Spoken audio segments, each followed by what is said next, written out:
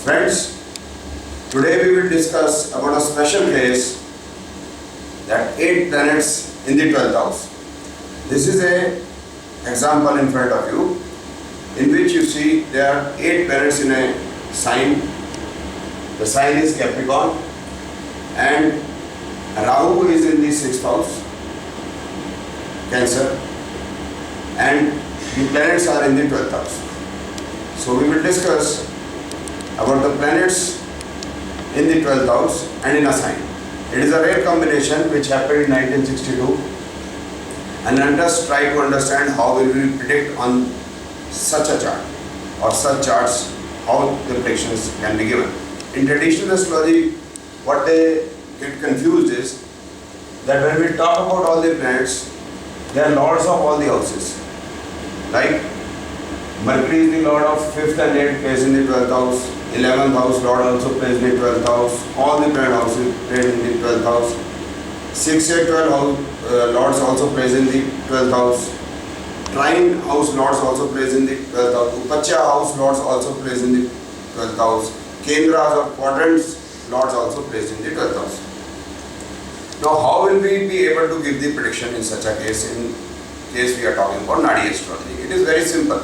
Now you know that Capricorn, you have 3 nakshatras. It is the nakshatra of Sun, Moon and Mars. So what we have to only see is that the planets are in which nakshatra and which sublord. Like if we talk about Jupiter, Jupiter is in the Mars nakshatra and Rahu sublord. Now Rahu will give the results of all the planets, as Rahu is aspected by all the planets. Similarly, Ketu will also give the result of the planets because Ketu is conjunct with all the planets. So it will give the result of all these planets. Now when we are talking about the planets which signify lesser houses. Lesser houses means Moon, as you know, is in the nakshatra of Mars, also sublord of Mars. So it signifies 3, 12, 3, 12 and 10. So it will give limited events in its period. Right? 3, 12 means long travel, and 10 it is the travel is purpose is profession. Similarly, when we talk about Sun, it also tells travel, but it tells problem in the travel because 6th house is also there. Now when we talk about Saturn, it is disaster because it is signifying 6, 12 houses only, and Mercury signifies long travel again on account of profession, and there can be a love affair also. So when we talk about these planets which are signifying lesser type of lesser number of houses, they are specific events we can predict. But when we talk about Jupiter, Ketu, Venus and Rahu, they signify a lot of houses. But there is no problem in prediction here also. Here the thing is that nearly everything will come into being in this Dasha Antapatenta. That depends upon the age of the person. Suppose age is middle age, then the property purchase combination is also there, long travel combination is also there, property selling combination is also there, good married life combination is also there, aggression is also there, depression is also there. That means in these planets period, there will be a lot of things happening at a given moment. So it will remain confused. May it be Jupiter, may it be Rahu, may it be Ketu, may it be Venus. The Jupiter and the Rahu both will confuse him. Although the natural significance of Rahu is a separate issue altogether. But when we talk about Jupiter, then the natural significance confusion is not there. But because everything is going to happen, so he will remain confused. Because morning he may be depressed and the evening he may be aggressive.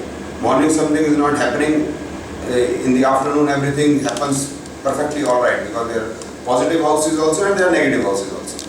Now similarly, if we are talking about these planets in the 12th house, now if they shift to the, say, ascendant, then the scenario will change altogether. Now you see that the houses signified Moon etc. are different. They do not tell the foreign travel. They signify or 1 and 7, 1 and 8. Now I shift these planets to the 12th house, now they signify foreign travel. You can say Mercury, Moon and Sun signify foreign travel, and in case I take shift the ascendant here, then you see Mercury signifies foreign travel, but Saturn, Moon and sun do not signify foreign travel. Other planets, when we see that this is also foreign travel, now I shifted to the 12th house, foreign travel is there but 11th house misses. Now this way you can predict on the basis of Nadi astrology. Nadi astrology do not consider the planets only in the sign. So if planets are there in one sign, one house, it makes not much of a difference. You have to see the nakshatra of the sublot. What nakshatra and sublot results are there, only those results will come into pass. I explained again. Now these planets are there, right? And all the houses are significant, right?